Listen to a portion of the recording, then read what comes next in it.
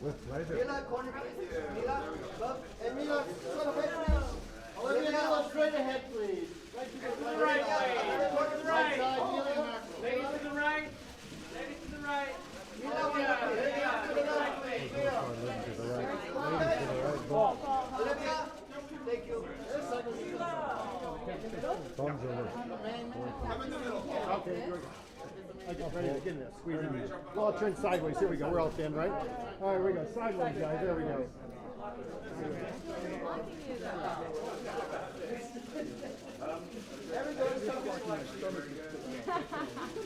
we go. Okay, that's it. Yeah, we got the group. Can we do singles now? Start with the ladies, please. Thank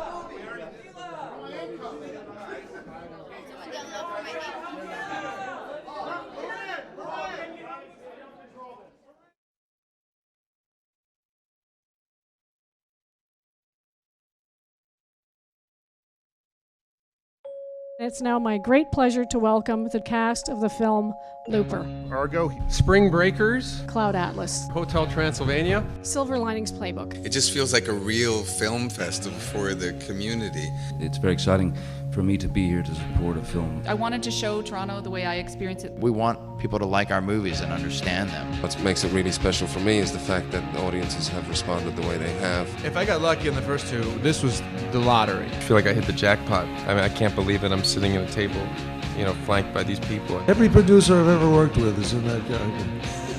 And a couple I invented. You have to be faithful to what they really were. But I certainly wouldn't, deign to think that we are godfathering anything. I do.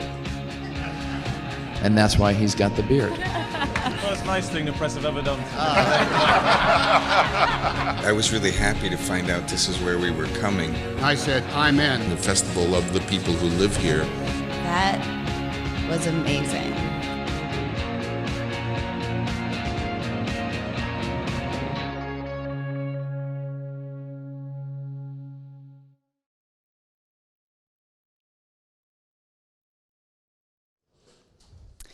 Our moderator for today will be Eric Kohanek, and it is now my pleasure to welcome the director, producers, and cast for the film Third Person. Thank you.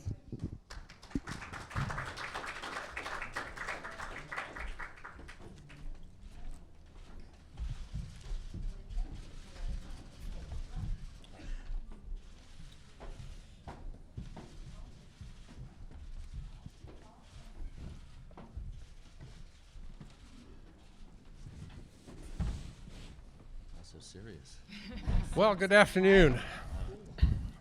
Welcome to the press conference for Third Person. My name is Eric Kohanek. I'm the moderator today. Third Person is a TIFF special presentation that had its premiere last night in the Visa screening room at the Elgin Theatre.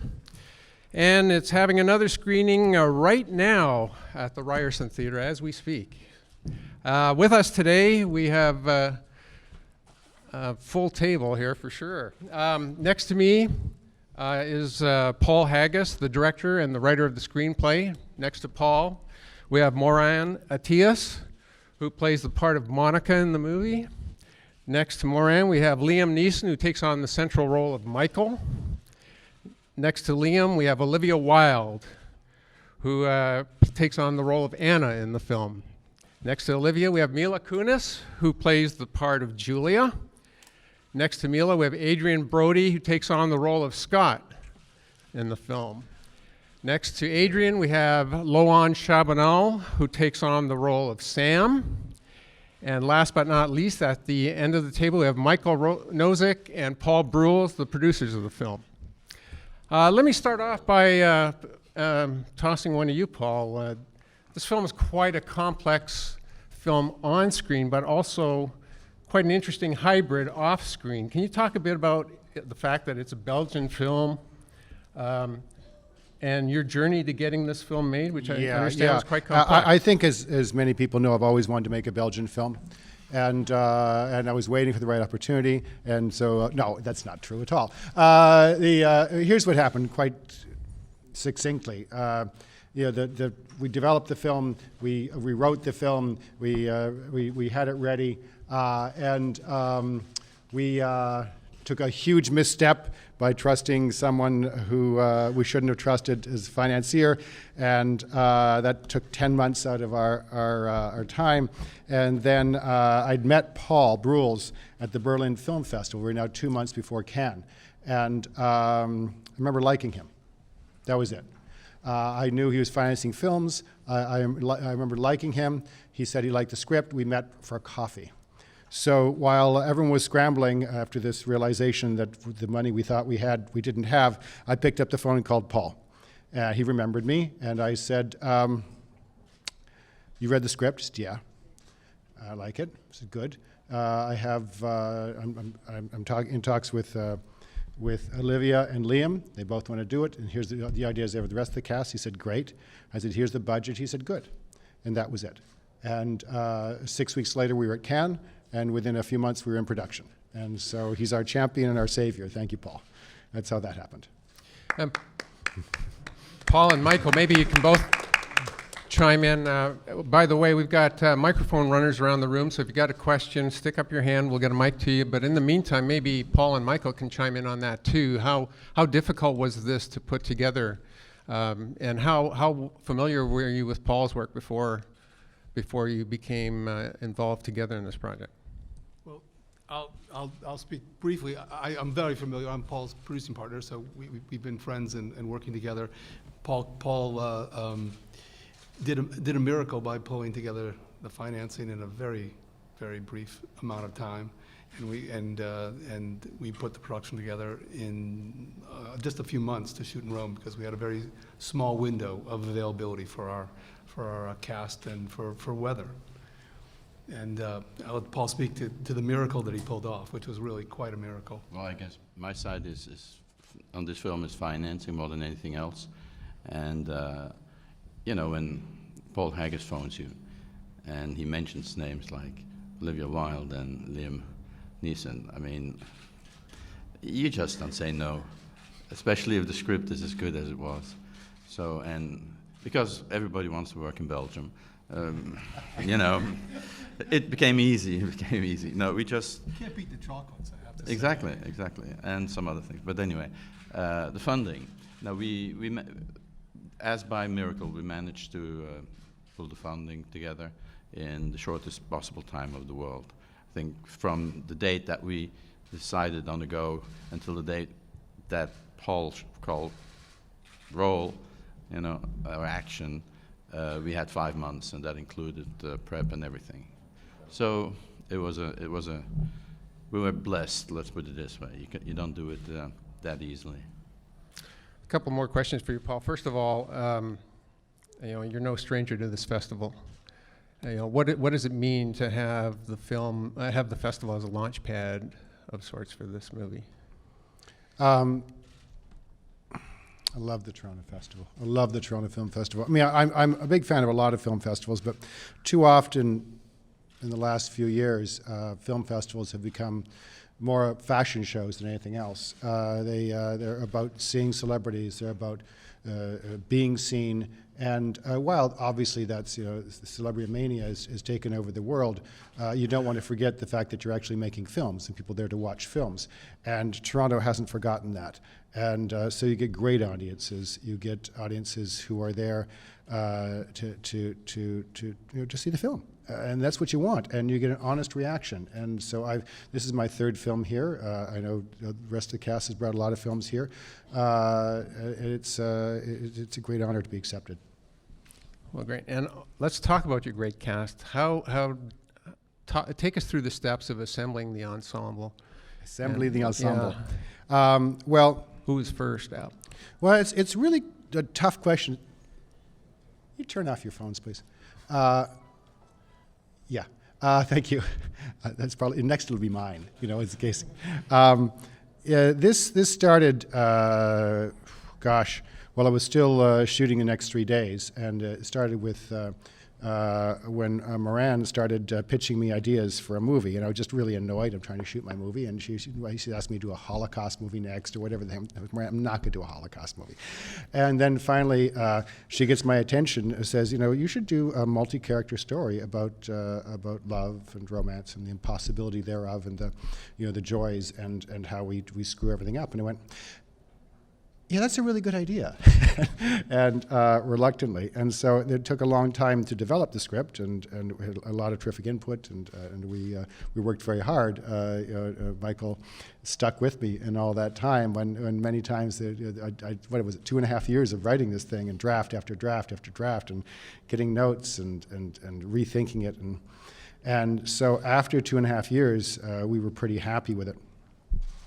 And at that point, I don't like to think of actors while I'm writing. I think you do them a great disservice by doing that, because you'll end up writing for things that they've done before, things that you think they can do. It's in their range, and that's a terrible mistake. But the moment I typed the end on the final pass of it, I finished writing this film again a few weeks ago in post. But as soon as I was fairly happy with the script, I thought, well, who could be my Michael? And Liam came to mind immediately. So luckily we'd worked together before, and so I had his phone number. So I called him, and he read the script and met, and we had lunch and just talked about it, and he said yes. And then that went through a tough time, because I said we had to push because of the other circumstances. Liam had to go to Taken 2, and so I lost him for a while. But then by the time we were back, he'd finished it, and I called him up again, and he said, yeah. And that was great. Olivia, I've been thinking about for a long time. We've worked together 3 times. She's a great friend. We've been to Haiti together many times. She's a great supporter of Artists of Peace and Justice. And early on, I think while I was writing, her manager, Jason, called me and said, are you going to offer it to Olivia? Not even know what the part is. And I said, yes, I am. And so, and then as it got closer to actually becoming a reality, she tried to back out on me because she was just damn scared. And I wouldn't let her, and I'm so glad I didn't. It's a scary role. It's a brave role, and I'm really, really proud that you did it. Moran read for the role and knocked it out of the park, and because I was actually thinking of a big movie star in her role, and she came and she really impressed me. And we worked together before. I love working with people lots of times. James Franco, I've worked with a couple of times, and again, I sent James a script. This is the end of the process. I sent James a script and said, would you read it? He said, yes. I said, do you like it? He said, yes. I said, do you want to do it? He said, yes. I said, okay, which role? Because at that time, it was just Liam's role was cast. And he said, I don't know, man, any role you want. I said, okay, how about the artist? He said, cool. So that was Mila. I'd had another actress in this part, and her dates shifted. I had Naomi Watts in the role, and thought she'd be great. And then her dates shifted, and I lost her. And then I was talking to Mila, and I knew her by her work. I just was so impressed by her work. And during that one window where Olivia said, maybe I want to play the other role, I said, okay, well, I'll talk to Mila about playing Anna. She said, no, I don't want to play Anna. I want to play this other role. She hadn't read the script at this point. And said, I want to play this other role. And I said, no. You're totally wrong for that role. We're just talking on the phone. You're too young. You're too beautiful. No. And she said, meet me. So we met, and we talked, and after 5 minutes, I went, oh, you can so play this role. And I just rethought it. And we think, we pigeonhole, even when we try not to, we pigeonhole actors. And she came and said, I have this life experience, Paul. Yes, I'm younger than you thought you wanted to go with the role, but I can play this. I can play a maid. And I went, really? Huh, I think you can. And she did. She would play a really desperate character. Adrian again, thought he was completely wrong for the role. and I'd known Adrian for a long time. He's been a big supporter of Arts, Peace, and Justice and a friend. And he let it be known that he was interested. And I said, no, he's a great actor. No, he's way too suave. He's way too much of a ladies' man. I can't see him in any way chasing this impossible woman across Italy. No. And he said, would you talk to him? I said, oh, fine, okay, I'm just going to say no to him in person. And we talk, and he says, Paul, I can do this. And I started thinking about all the great work he did and went, well, of course he can.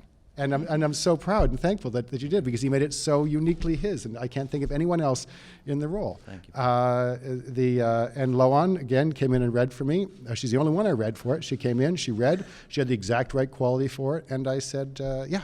It was really easy casting this movie, despite all the hurdles, and I cannot imagine a more perfect cast now. We've got a question in the second row. Shalom, I'm David from Israel. Just to touch upon that last question, Mr. Haggis and of course Moran, if you'd just like to comment on the collaborative effort leading up to this movie, and for Mr. Brody, just on your arc with working with our pride and joy of Israel, Moran, on your arc in the movie. Thank you. He's not a relative of the family, I promise you this. Oh my God, okay. Adrian, start, because I'm blushing here. Well, you know, Moran brought such enthusiasm to a very enthusiastic role, you know, and I think what attracted me to this piece, aside from always wanting to work with Paul and the script being beautiful, is that these characters are all deeply flawed individuals, and they are very human and very exposed, and it's a challenge, even though that is our responsibility to expose ourselves time and again. It is always a challenge, and I was impressed by Moran's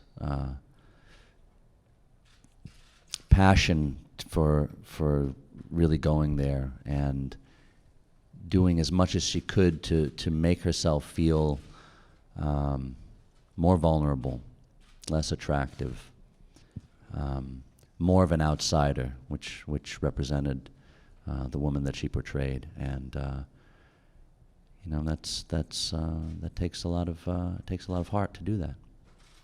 We have a question in the back there. My name is Mila Kanev from Mix TV. I just came from press screening and I was blown away. I really, congratulations. You were incredible, all of you What's guys. your name? My name is Mila. Mila, make a note of that, please. Thank you. Yes. And my question I like is... you very, very much. Just so you know, I love your journalism. Like your, no, I don't. And my question is actually for Mila. Did you teach Adrian to say spasiba all the time, or what? No. I take no responsibility for it. He did it all on his own. Wonderful. I wish I could take credit for this, but this man's just brilliant. Yeah. Well, I just Spasiba. wanted, if you could, spasiba, exactly. If I'm just wondering if you could say, if you can promote the Что film такое? for Russian, Ukrainian, Что? for that's a great one. Audience who speak Russian. If Mila would say a few Russian words. If I would? Yeah, just. What do you want me to say? Mila, что? Что скажи, что угодно, только просто скажи о Вам? фильме. Специально или кому? No, the viewers who speak Russian, you know, Russian Canadians, Ukrainian Canadians. Здравствуйте вам. Пожалуйста, пойдите посмотреть кино. Спасибо. I can say ice cream in Russian. Morozhnya. Which I think I just mispronounced. I can say ice cream in Hebrew.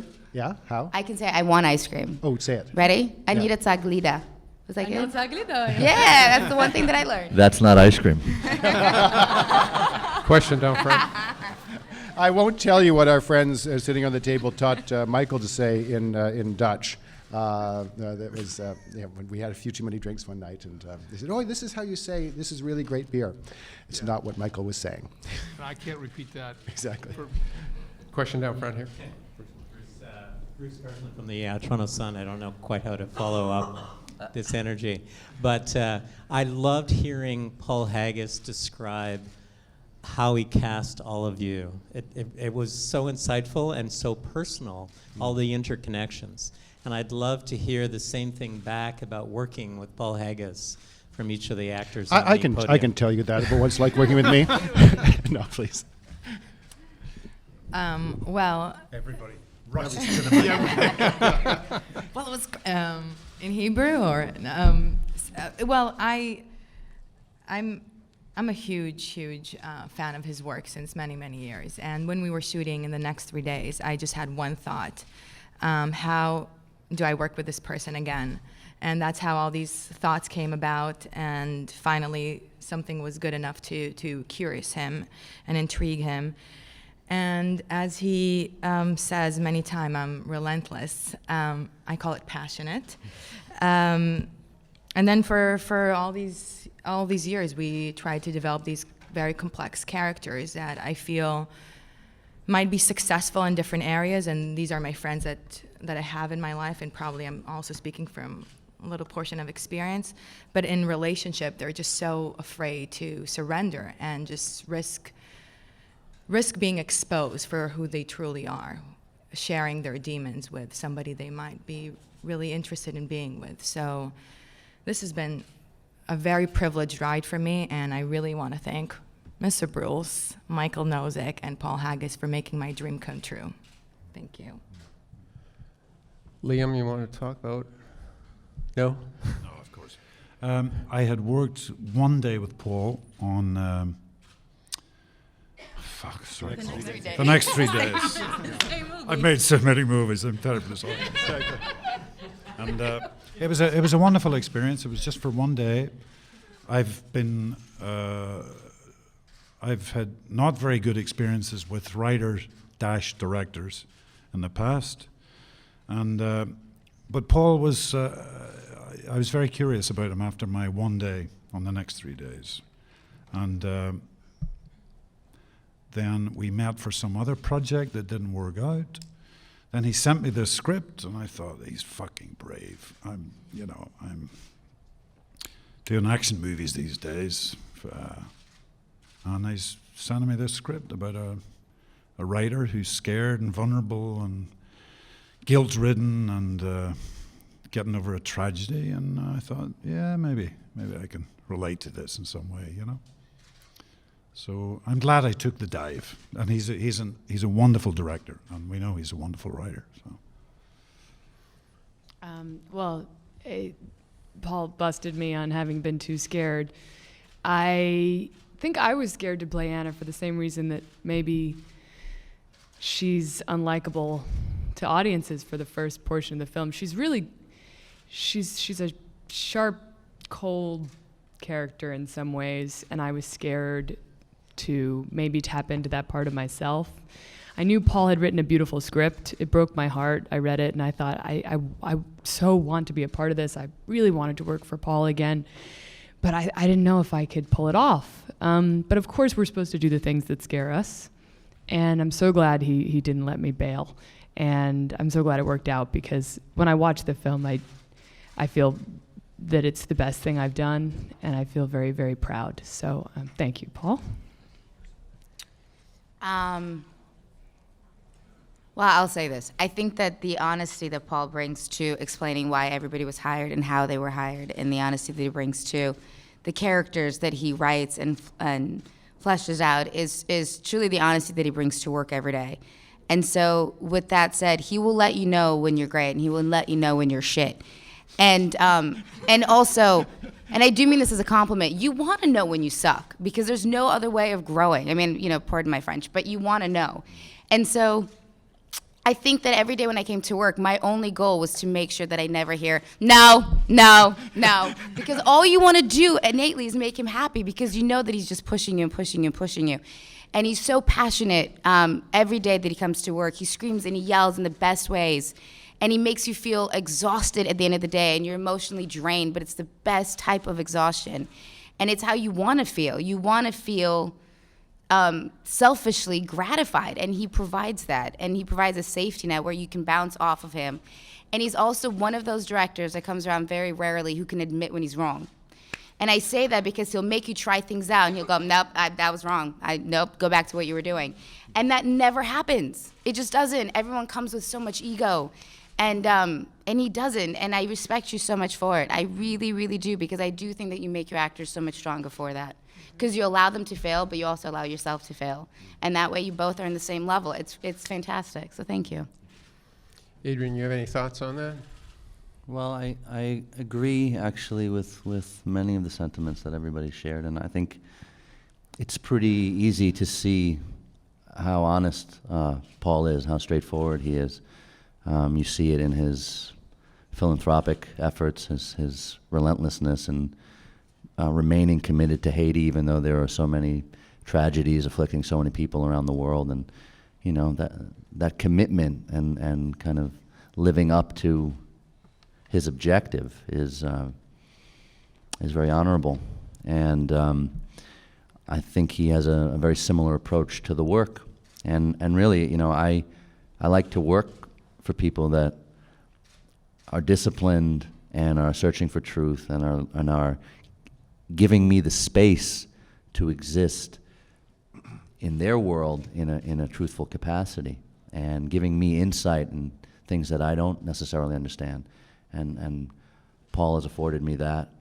And to what Mila's saying, you know, Paul said it earlier. He didn't think I was right for the role. He had what I feel is a somewhat skewed perception of myself. It's a side of me, but I'm an actor. It's an incredibly sexy side. Well, exactly. It's a backhanded compliment. It's saying you're too sexy to play this role, and I don't think that that's really the truth. But it's a nice way of turning someone down. You know, I had a wonderful time, and I learned a lot, and I think the movie's beautiful. I'm happy to be here.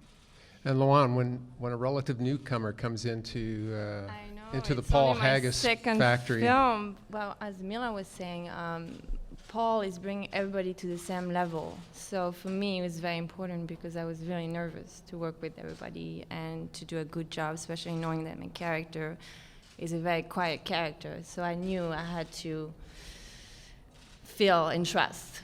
And Paul brings that, you know. I felt very free to try things, and he was giving me that trust, so I felt very comfortable to play my character and to work with other actors. And I learned so much from you, from James, watching them. And Mila was so genuine working with her. I could feel when she was off camera, she was giving me so much, and I felt blessed. Oh, that's great. Yeah, and it was a great experience for me. Oh, great. We have a question over here. Hello, Juan Carlos Garcia from Mexico City. Olivia, with all due respect, the scene when you are naked, it's amazing. Was it difficult for you? And was all right, is relax it there, buddy. running downstairs? I don't know, because it seems that you were very happy with it. It seemed like I was happy in the scene. Well, that's what. So I think what's interesting about that scene is it's not a sex scene. It's a very sweet scene, and it's a rare moment of tenderness between these two, and a time when you really understand my character's innocence and that she's really got a sweet girl underneath this sometimes tough exterior, and you know, those scenes are always a little weird to shoot, but we actually. It was kind of fun. Everybody made me feel extremely comfortable. Paul's very nurturing and took very good care of me, and so did Liam. They were very kind. Our Italian crew was very embarrassed for me. They were so sweet. Their sort of Catholic puritanical upbringing kicked in suddenly. You know, with a scene like that, you don't do it for a director that you don't respect. There's no reason to, and you don't do it for a story that doesn't require it. But this moment I thought was crucial for the film, for the characters, and I'm really happy about the way it turned out. We have a question in the back and then He down is front. too. Look at him. He is too. Yeah. Hey guys, I'm Brian Corsetti with Variety. First of all, you're all rock stars. Really, really good job. I also like, Paul, how much these actors and actresses love your direction and all that stuff. The question what I have else is, are they going to say? They're sitting here on the stage with me. Of course they're going to say they love me, right? No, but it's Take it good with to a big see the grain of salt. backstory, you know, of how things kind of came along. My question is for Liam Neeson. It's been 20 years since your Oscar nomination for Schindler's List. Is this the year to see your name as a Best Actor nomination? I'm sorry. This, I swear so this, it's been 20 years since your Schindler's List nomination. Is this the year that we could see your name as the best actor? No. No. There's a lot of award season buzz, and is it, So. We don't even know we're going to get into theaters yet. So we're negotiating Thank the you. sale. Thank you. Yeah. All right, question down front here. On the movie. We can hear you. Okay, Go ahead. anyways, I guess you can hear me. Barbara Dudinska from Slovak News Agency. Congratulations on the movie. My question is for Liam and Olivia.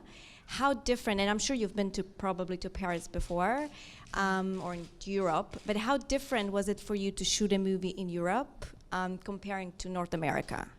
Thank you. Um, Like in general, people, culture, I don't know, like would you?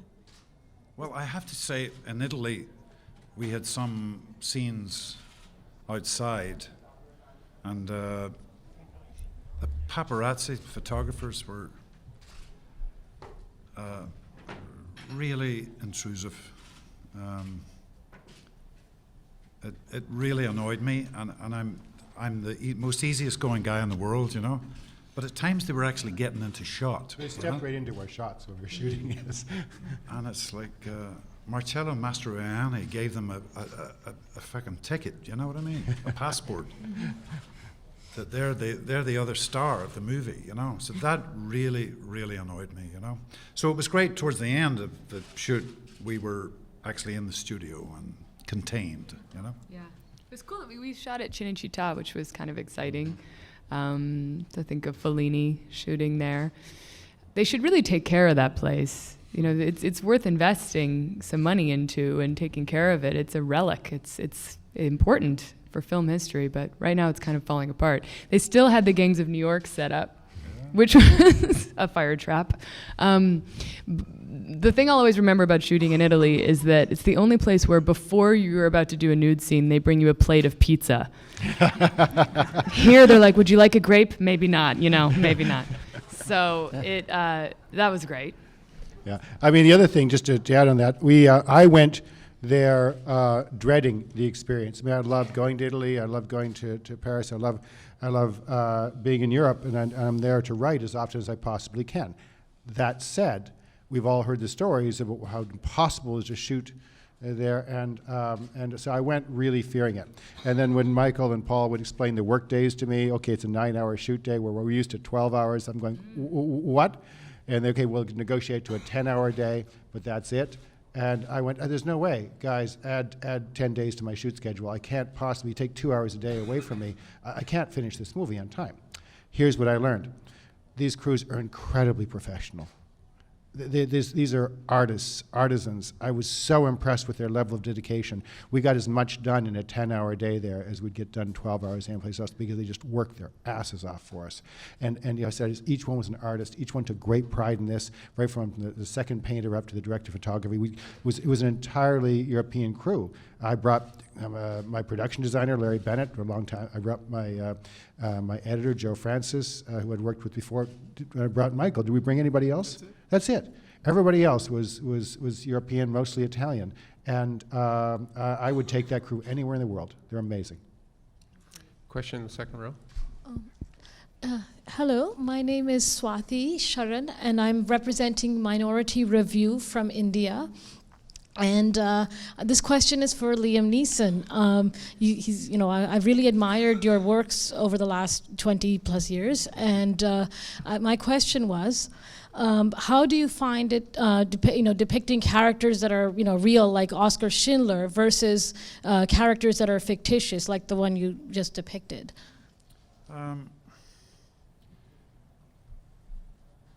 Well, depending on how famous the person is you're portraying, there's, inevitably books, records of how they spoke and all the rest of it, which kind of makes it in a weird way kind of easier.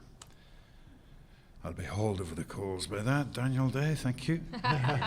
But they're both acts of imagination, whether you're playing someone that actually lived or someone that's the fiction of a writer, they both require acts of imagination. And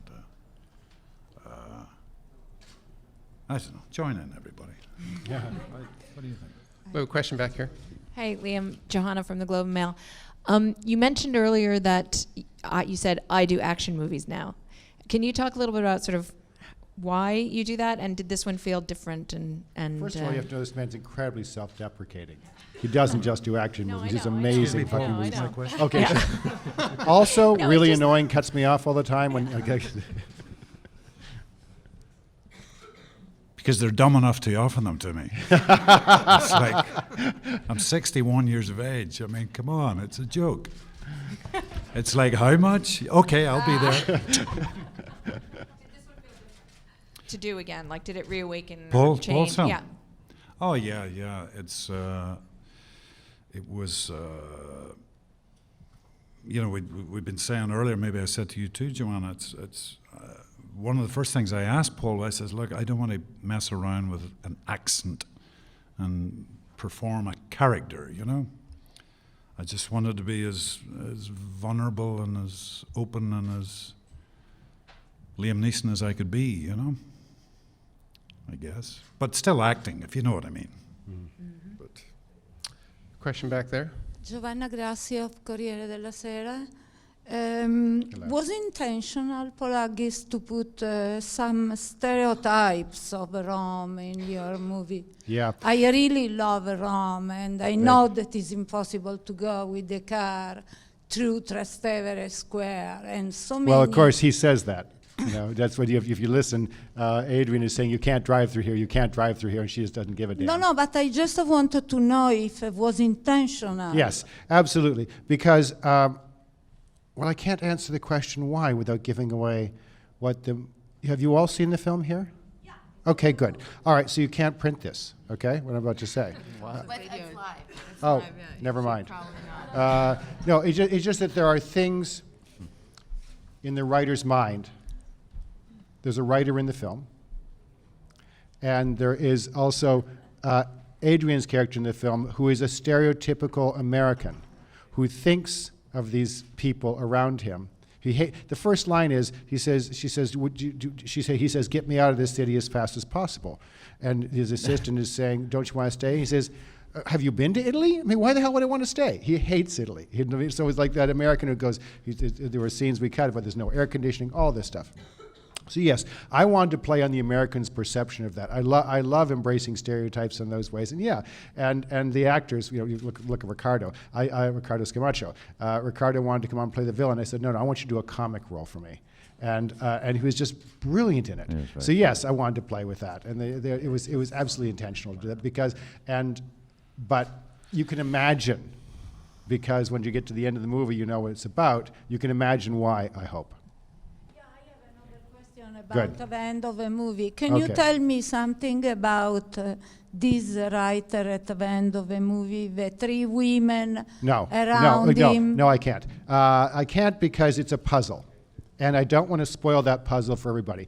I think we should be making more and more movies for an intelligent audience, because I think people want intelligent movies. I don't think they want scripts that we see all the time, that I sometimes write, in which everything is written out, bold-faced, underlined, you know, and you have to say it 5 times to explain what's going on. So the point where people are complaining that they were spoon-fed. I think we need to respect our audience. And what I wanted to do was a puzzle. I was really influenced by the great European directors that I really respected when I was growing up. You know, you've got Fellini, you've got Buñuel, you've got Antonioni, Truffaut, Godard. These people who didn't spoon feed you. And I mean, look at the end of Blow Up. Look at the end of Blow Up. I mean, this is a man, Antonioni, who takes this murder mystery. He pretends it's a murder mystery, and then 3/4 of the way through the film, he tells you it's not a murder mystery at all, is it?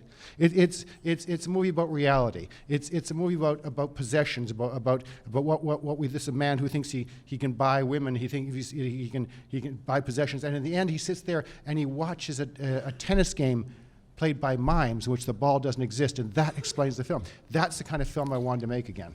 Talk a bit about the process of doing that then. When the puzzle is complete in your mind, you then just take it and throw it in the air and then pick up the pieces and say, this is how we're going to unfold the pieces of the puzzle for the audience? No, it's very deliberate. It's a very deliberate act. And in fact, I think if you see the movie a second or third time, you'll start to see things that you didn't notice the first thing. There are clues planted in this film from the very first scene. There's things no one sees. Adrian, his character when he's in the bar with Moran, he looks out the door. A car passes. You don't really notice this car. It's a Mercedes. Inside is Olivia Wilde, drives by. There's tons and tons and tons of those clues of what's going on, so that by you get to the end, if you watch carefully, you'll know what the movie's about. You'll know what it is. So I wanted to plant those clues. I wanted people to think for themselves.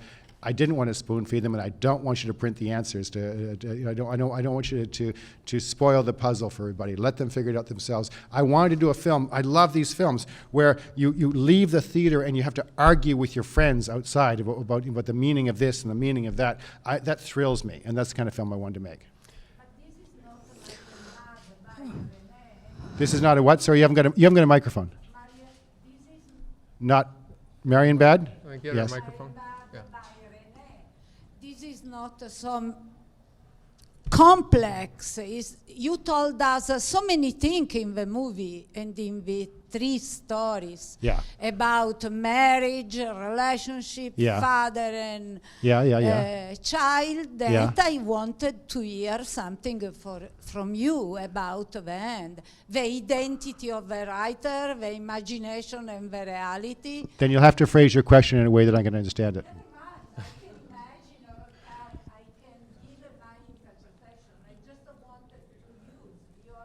Then ask me the question again. Perhaps I misunderstood it. Can you tell us something about the 3 women in Rome? Could we get her microphone? The writer that is writing something. But that's a surprise, isn't it? So why would I tell you to explain something that's a surprise? Why would I do that? Never mind. Okay, good. Thank you. Question down front then. Hi, congratulations for the movie. I'm Martanino from Abanico. This question is for Mila. I love your role. I love made me cry. Please tell me, how did you prepare emotionally for this role? I wish I can, first of all, thank you, very sweet. I can probably give you a great bullshit answer, but I don't really have one. I honestly didn't prepare other than try to play the character as honestly as I possibly could have and as truthfully to the character that I was given. I think Paul and I spoke extensively about her through all our rehearsals and whatnot, and the only thing that I could do is just show up to work and be ready to play, because there's really no wrong way of playing her. She's not a good guy, she's not a bad guy, she's just a human being who makes mistakes. And so if you just stay open to the idea of that, I'm a believer that emotion will come in truth. It shouldn't be forced. And so as much prep as I could have done, and as much thought process and as much method acting as people say they do, at the end of the day, if you're just present in a scene, you get the job done. And you get to go home and hopefully have a glass of wine and relax a little bit. But I will say this again about Paul. I think that he wants you to come to work ready to play, not ready to just do what it is that you want to do and you're right and everybody else is wrong, because then you're not working as a team. And I think that this movie's so very much dependent on that effort. Everything is a two-hander. Everybody's a two-hander or a three-hander or whatever. So I didn't really prepare in the sense that I think people want me to explain I did. I just showed up and I read the script and I loved the character and I understood the character, and I think all of us can somehow relate to the aspect of being accused of something that you so wholeheartedly believe you didn't do. Whether you did or didn't, you believe you didn't. Whether it's a lie that you convinced yourself or whether it's the truth, we are all at fault for that. And so, I think that's just a relatable aspect of a human being. Another adorable thing that Mila did just about every day was at the end of every day, she would ask me, so, okay, honestly, just tell me honest truth. Am I your favorite? And I'd go, yes, Mila, you are. No, seriously, I said, yes, Mila, you are. Olivia would ask the same thing, so would Moran, and I'd say the same, yes, Moran, you are my favorite, absolutely. And I didn't. Yeah, you're my favorite. Yes. So, yeah. It's adorable. Can we have time for just a couple more questions? One back there. For Adrian Brody, what was your favorite part about shooting, and from start to finish in your experience? Well, I loved being in Italy and working in Rome, and I think Europe has been very good to me and welcomed me, and I've had the privilege of shooting in many places throughout the world. And part of what I love is not being there as a tourist, but living and working with local people, trying to get an apartment if possible, and living. It's you know, it's a nomadic life, but it's very interesting, and that feeds me, you know, and it helps me. It helps my creativity. It keeps me curious, and I try to incorporate that in the work that I do in each day, and you need to maintain that in order to kind of stay inspired, and you know, I think there are moments in the film that are memorable, that are really fun. I mean, in watching the film yesterday, I was telling Moran, a lot of people were enjoying the more humorous aspect of our storyline, and I love that, and it was very funny to me even.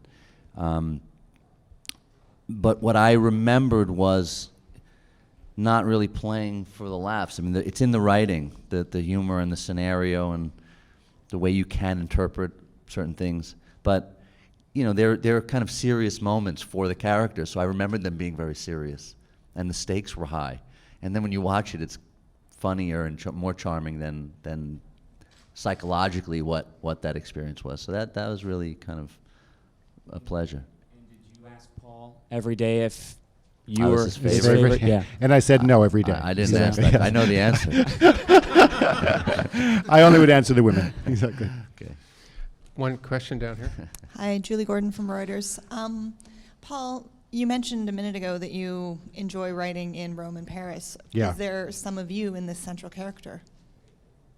No, there's some of me in every single, there's a lot of me in all the men, and probably some of the women, but a lot. But it's you know, it's easy to say, you know, since Liam's a writer and I'm a writer, and there's many similarities in that. Although obviously Liam's characters are much better. He's a writer than I am. He's a Pulitzer Prize winning author, and the. No, I mean, no. Just, you know, I think those are real writers. I'm not trying to be humble. I think I really admire those writers. I couldn't possibly write a novel. I couldn't possibly do what his character did. I can write a screenplay, you know, damn good one, hopefully, but not not like what real writers do. So the anyway, so yeah, but I posed several questions to myself as I was going along, and you know, and they're all about being in love with someone who's impossible. And what to do and how to deal with that, how to survive it. And I thought, you know, okay, what happens if you just decide to trust someone who's completely untrustworthy? What happens if you decide, despite all the evidence that mounts, that you decide, you're not stupid, you actually decide, you know what, I'm going to trust you. I'm going to believe in you when you don't believe in yourself. What happens? Do people become what you imbue them with? You know, and so do they rise to that? And that was the story of Scott and Monica. Then, okay, what happens if you hold a cruel mirror up to them? What happens if you shove a mirror in the face and says, "This is you, face who you are," right? You know, and if you damn them, do they become damnable? You know, and that's Mila and Rick's story, that really and James's story. Thank you. And then with you know, Michael and Anna, I thought, okay, what happens if you get someone to truly open up to you? If you're patient and you get them to open up, and they, you know, you hope they change, and they do. If they finally do that for you, do you change them into someone you no longer love? A rather cynical view. But also, in Liam's story, is that if you are faced with an impossible choice of the two things you love the most, You know, what do you do? And that's when I looked at that question, I went, oh, damn, I don't want to answer that question. And so I knew I had to write that. There's everything. This is an incredibly personal story in the way that Crash was an incredibly personal story. All those stories, none of those happened to me. But I felt them all living in Los Angeles all these years. And while none of these stories are exactly stories I could say, I lived that. I could say that I've lived portions of all those lives, and I put myself in those characters, and hopefully that's why they live and how they came to breathe, because because of the struggles that I have in trying to figure out what the hell you do in a relationship. Okay. Third Person is a TIFF special presentation. It has one more TIFF public screening Friday night at 8:45 here at Cinema One in the TIFF Bell Lightbox. I want to thank you all for being here today. Thank you guys for coming. Thank you very much. I think I'll do that. Okay, great. Thank you all. Thank you.